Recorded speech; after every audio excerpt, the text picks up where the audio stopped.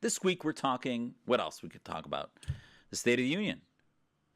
Wall-to-wall coverage of the State of the Union. And, for the first time, President Trump was given an hour plus on all the major networks to basically give his own message, to give his own narrative without all of the filtering, either on the obsessively antagonistic and hateful side versus the obsessively promotional side. He gave his own version, and I have to tell you, he hit a lot of the right notes. And I think from the issues that you and I talk about, national security, Islamic reform, what is the threat, ideological threat, he didn't cover that much. It was hardly any of his talk. And I think you have to acknowledge that most of what his administration did in the last year was related to domestic economics and the tax bill, etc. But you can't deny that ISIS is gone. You can't deny that there is almost no territory left occupied by ISIS. It's decreased orders of magnitude, 80, 90% from when President Obama handed over the reins of commander-in-chief. And you have to admit that that's because President Trump allowed his Secretary of Defense, President Trump allowed his military to wage a war in a country that we really didn't deploy that many troops in. There are some, a thousand or two, that had to be deployed into Syria.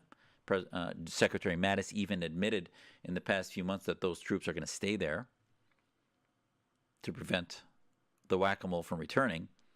But at the end of the day, the government there is hostile. It's not even close to being like Iraq, in which the government there supposedly was working with us. Now we've seen, because of the Obama administration withdrawal, we've lost Iraq to Iran.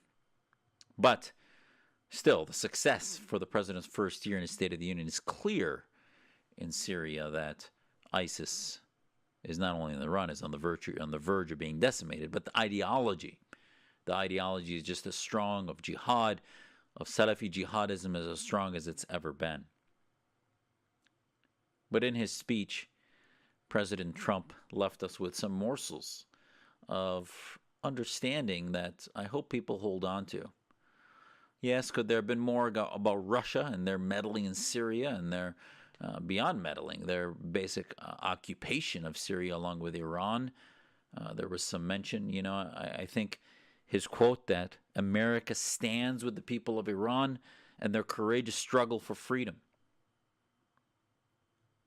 That meant a lot. People listen to the president's words. Freedom fighters, revolutionaries, dissidents, advocates for freedom that are marching still in the streets of Iran, I'm sure were listening as they could through firewalls or whatever to the words of President Trump.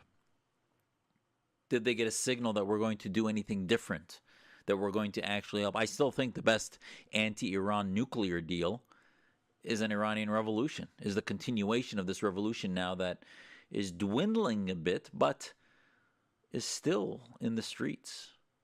We've seen so many advocates, women waving a removal of their hijabs in the thousands, carrying signs down the streets that say death to the Khomeinists, death to Hezbollah, that carry signs that say, in the streets where the clerics are populated, like in Qom and elsewhere, carrying signs that say no to an Islamic state, yes to a secular democracy.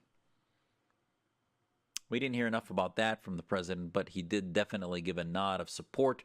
I think the support of the dissident, Ji Sung-ho, in North Korea is a support to dissidents across the world, where the United States, when it stands and recognizes in its most unifying move of government, which when the president gives the State of the Union, with the Supreme Court justices there, with all the members of Congress and the House and the Senate, and with the American people watching, and we recognize a dissident to one of the world's most ironclad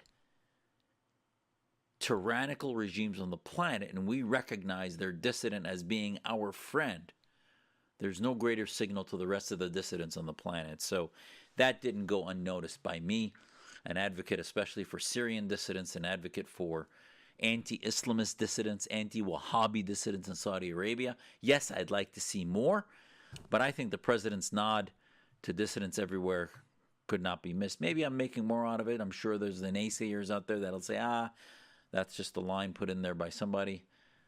But I do think that the nod is real, as was the tweet, a few tweets the president gave in support of the Iranian Revolution.